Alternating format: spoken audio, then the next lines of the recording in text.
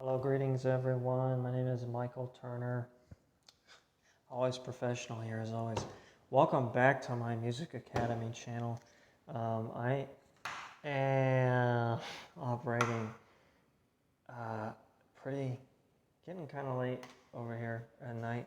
I just did like a 24-minute lesson video, which would have been like really helpful and beneficial to a lot of you. But I did mess up in it, and I'm a perfectionist, so I'm working on that, but I just deleted it, and I've got some notes and kind of some topics in a lesson that I can give you guys, and make sure to stay tuned for other videos and let me know what you guys want to see in the future. Just leave a comment,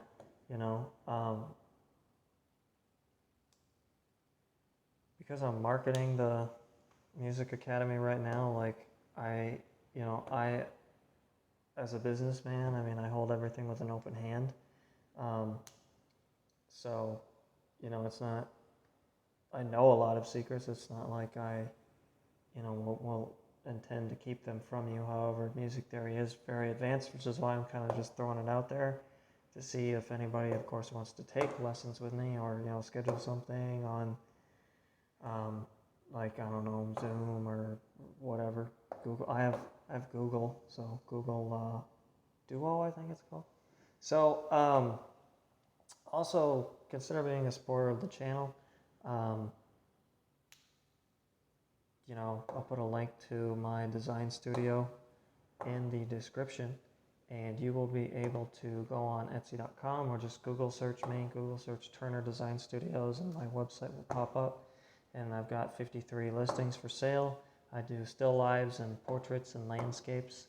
So, and I do custom work. So like my work is available from like the kind of simplest design pencil drawing from $50 to the most custom large size paintings for anything. And I'll work, of course, like I was saying, with you one-on-one for, those could go for anywhere like $5,500. So shoot me an email, send me a message, touch base with me, you get it. So let's dive in and get rolling on this lesson. By the way, I'm skipping eating my grilled cheese for all of you. That's been sitting there for like 35 minutes. All right. So here we go. So if any of this, first of all, confuses you, go back and watch my other video. I've got a whole series called The 3 Pillars of Music. I'm writing a book going more in depth on that lesson series as I'm writing a book. So make sure to, if any of this confuses you, like I said, go and watch it. And if,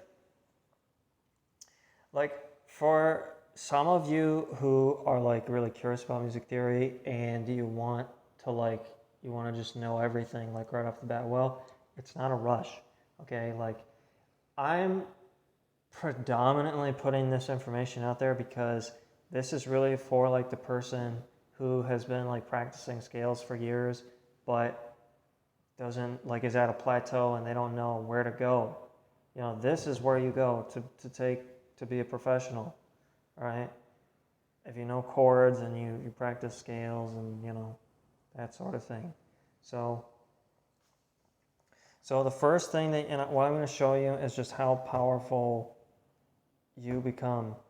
So the first thing that you need is the chromatic scale, which is essentially 12-tone. We're going to be talking about different things in this video. 12-tone equal temperament, which is this here. And we're going to be talking about scales and scale theory, so that's kind of like 2 and 1. And then we're going to be talking about tritone chords, so that's 4.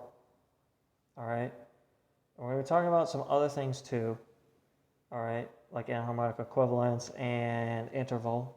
So like that's 5 topics already. So right off the bat, this is an advanced lesson. So like, again, this is why I have a music academy. Just based on that information alone, Like if I guarantee if 10 people watch this, there's going to be maybe one person that understands all of those things. Maybe. Okay? But I'm just still giving you the lesson because this, again, just shows you that even though that knowing the very base minimum you put forth that amount of effort, you're still going to be leaps and bounds ahead of like 80% of musicians in the world. Okay? That's just from knowing music theory. That gets you to be professional, like status. Okay? So even if you're an nationally awarded musician or whatever, it really doesn't matter. If you don't know music theory, you're not a professional. You'll never be a professional. You can get paid. Again, I went over this in the other video. You can get paid. I've talked to so many guitarists and musicians that are professionals that tell me we talk about the same exact thing. And again, I've been over that, Yeah, my brother's been playing for 20 years, Michael. My friend Steve told him, right, I just wrote about that like a couple of weeks ago. And he's like, yeah, he's been playing for 20 years and all he knows is chords, doesn't know circle of fifths. And I'm like, I know, dude. Me and my buddy Adam talked to him several months ago. He said, same thing. Nobody gets out of the box, man. Nobody gets out, especially you guitarists. Shame on all of you for only knowing tablature. Shame. I mean, if you're not embarrassed at this point, just turn off the video because this lesson's not for you. Okay? Shame. Or what's the other? Or just never break out a pentatonic scale, man. I mean, you can't call yourself a soloist. Seriously, it's embarrassing. Okay? So this is for the musician that has been practicing for years and wants to know where to go. Okay? So I can't see because the flash blinded me. All right. So here's a chromatic scale. This is 12. This is what is known as TET. I'm literally blind right now. I can't see anything. So TET, 12 tone, equal temperament. Why is it 12 tones? Because these enharmonic equivalents here, here, and here, and here all count as one. So 3, 4, 5. Do you like how I'm using my fountain pen completely inappropriately? 6, 7. That went over most of your heads, I'm guessing, some of you. Okay? Do you see it?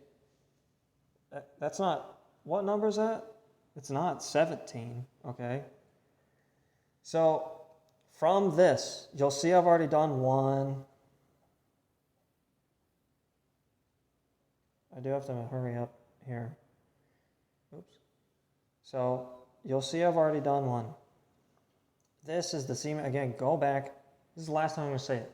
Go back and watch the other videos. Excuse me. To unconfuse yourself, okay? This is C major. And C major, and the reason why I've done this here is the major scale formula. Major scale formula, I'm going to do it again. Whole is what the W's stand for. We have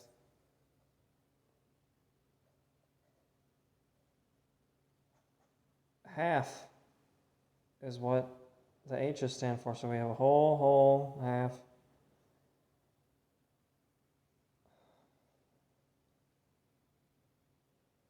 Whole,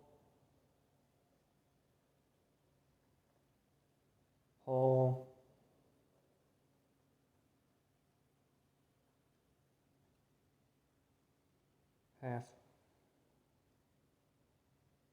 All right? So C, D, E, F, G, A, B, C. That is like the start. That's like the first one. That's number one that you start with. Okay? We have a piano, keyboard in your house, whatever. That's the first one. Because any instrument, that's what you start with. And why?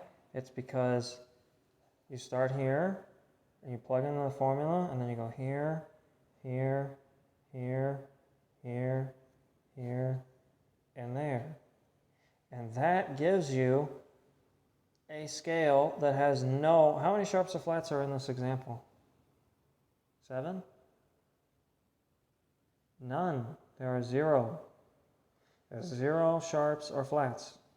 And this is the only scale. And again, I'm not going to talk about circle of fifths this time. Okay? And you'll see, and then, you go around. All right, we're not going to talk about that this time. C, D, E, F, G, A, B, C, all right, with an octave. This is true for anything that you start on. So I'm going to pick a different key. I'm going to pick A, okay? Just to again show you this is how it works forever. Whole, whole, half, whole, half. A, whole, step to B. Whole step to C sharp. Not D flat. Why not D flat? Whole, whole, half step to D. If theoretically, in the key of A,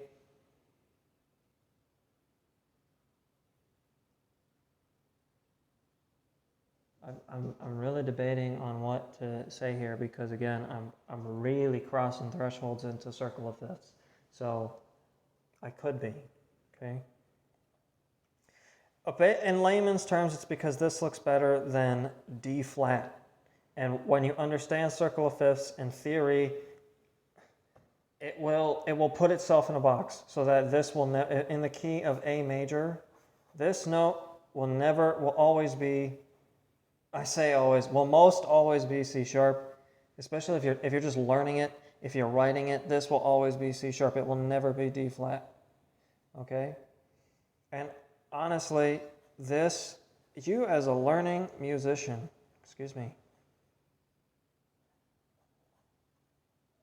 this literally, of course, looks much better than this, but it flows better. This is alphabetical.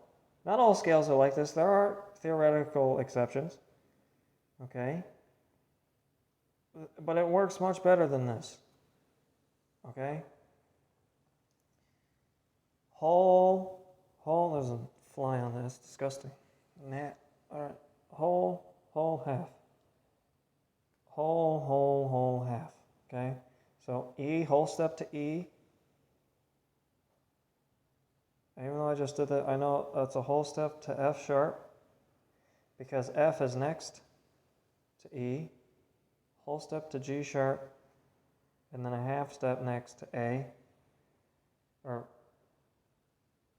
step back to A. So we have the first, we have the tonic, we have the supertonic, we have, again, go back and watch my other videos, the mediant, we have the subdominant, we have the dominant, we have the submediant, we have the leading, and then we have the octave. That's an E. Okay. And again, to finish this off,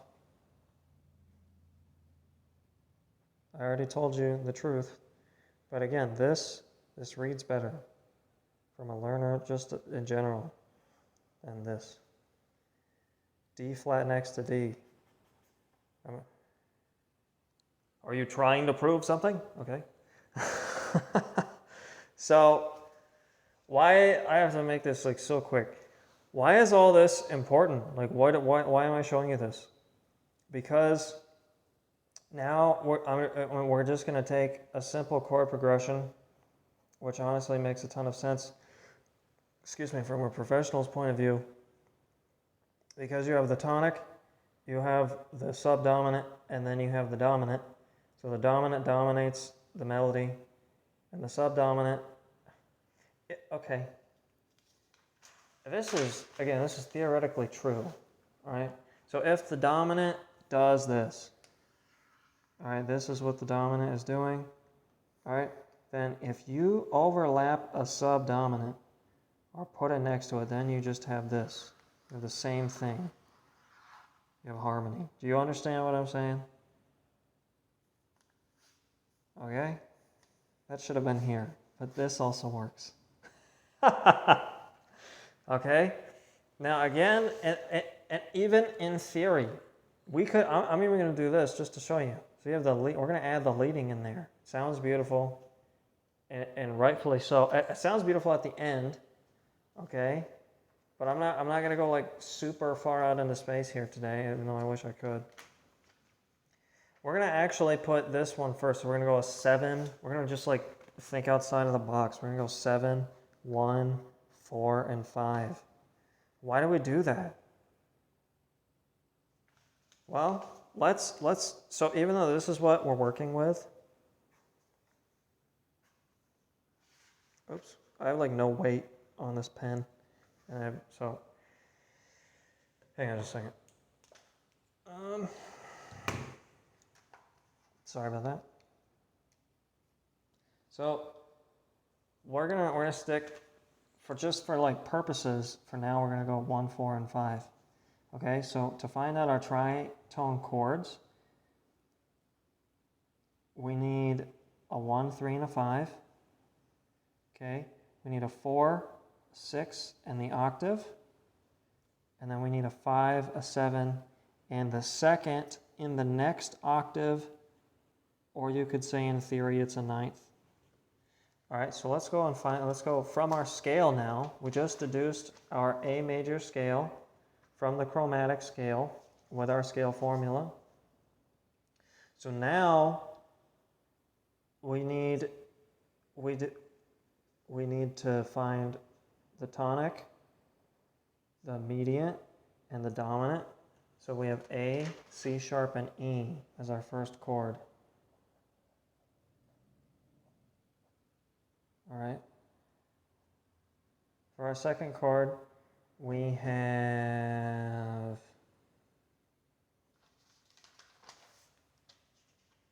D, F sharp, and A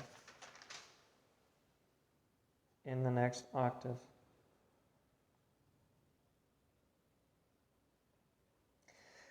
To be technical with you, you could play, if you want, again, now I'm getting into like number 6. All right, 6 different topics, 7 different topics, all right? If you wanted to do an embellishment on a chord or a cadence to where you're doing a 1 chord or a 2, all right, or I'm sorry, an A or a B chord. No, I said cadence, I meant to say inversion, right? You can make this the tonic. You don't have to, but again, that's advanced stuff. So just make it the octave, all right? And then we have E, and then we have G sharp,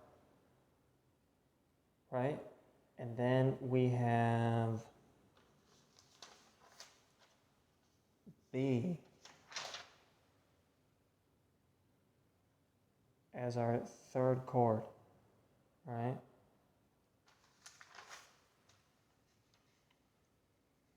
Now, what does all this do? Well, since this is a chord, and this is a chord, and this is a chord, right? We're just gonna plug in our scale again because of its melody.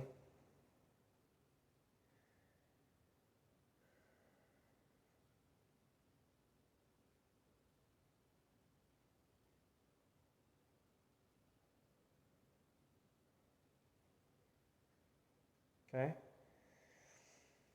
So you can do so many things at this point. You now have a rhythm. So you just have to learn how to count. Like if you wanted to do a rhythm with these tritone chords, and I mean, I don't know, wanted to do quarter notes. You could do a whole note. You see what I'm saying? The sky's not the limit. So, well, I'll just make it like simple. So 1. So there's 3, right? So we'll give it 4 time. So we'll do this one. We're going to do 1 E and a, so all 16th notes, right? 1 E and a, 2 and a, 3 E and a, 4. Okay? You can count like this. if you wanted to set up your rhythm like this across these chords, you could do anything as long as it's 4/16 notes that make up the whole note as the guidelines that I'm giving you. You could play A twice, you could play A once, C twice, and E once. You see what I'm saying? Da da da da, right? One E and a, right?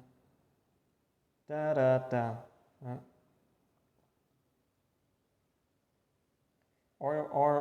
This actually would be better for beginners. So 2 and 3, okay?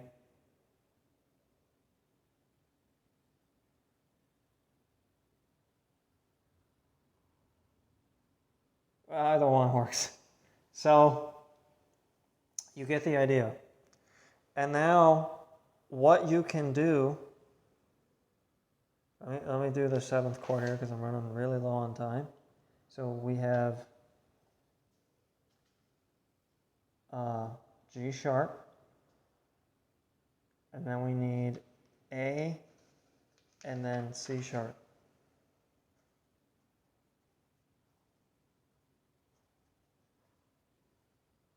Yeah, all right. So there's our 4th tritone. So now that we have 4 chords,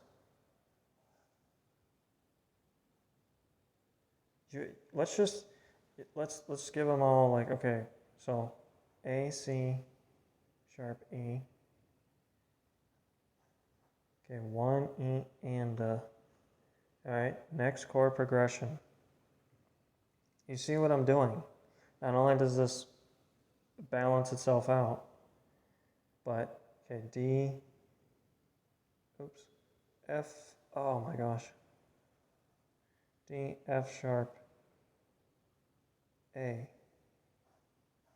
All right, 2 and right. So this again, these rhythms can be anything as long as they fit in 4/4 time.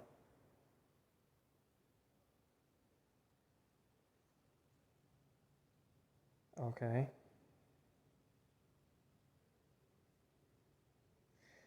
You know what? I said, all right.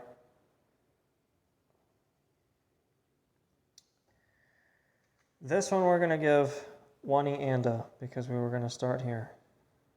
So 1 E and a, 2 and a. We'll just do 3 E and a.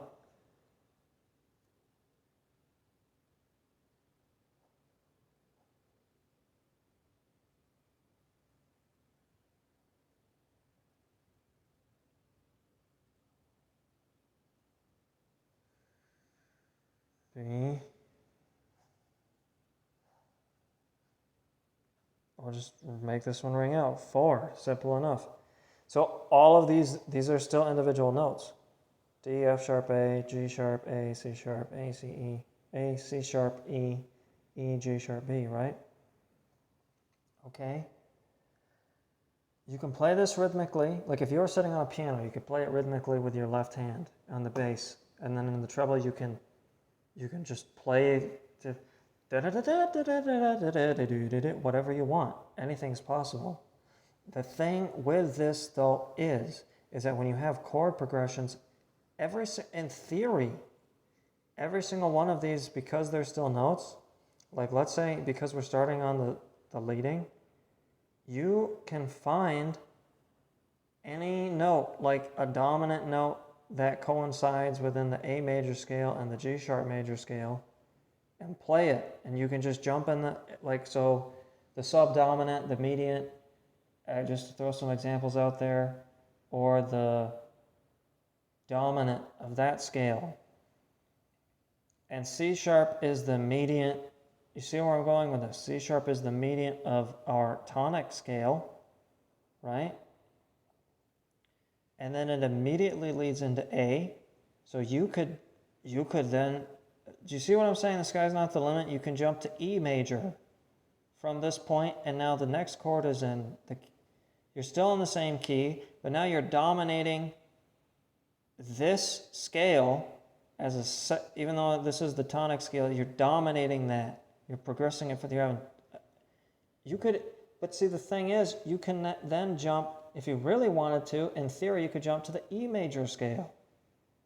And this ends on E, so anywhere in, as long as you play a phrase, if you are in E major or any of the other examples that I gave you, we'll stick with E major because it's the best one. For 2 anda, you could play in E major scale, and now you're in the 3rd chord, which is the 4th, which is a subdominant. You see what I'm saying? The sky's not the limit, which is a subdominant, which is a 4th. So then you could jump to D if you really wanted to strengthen that subdominant. You could jump, to G sharp if you wanted to play the median of that scale, and again, give it a degree.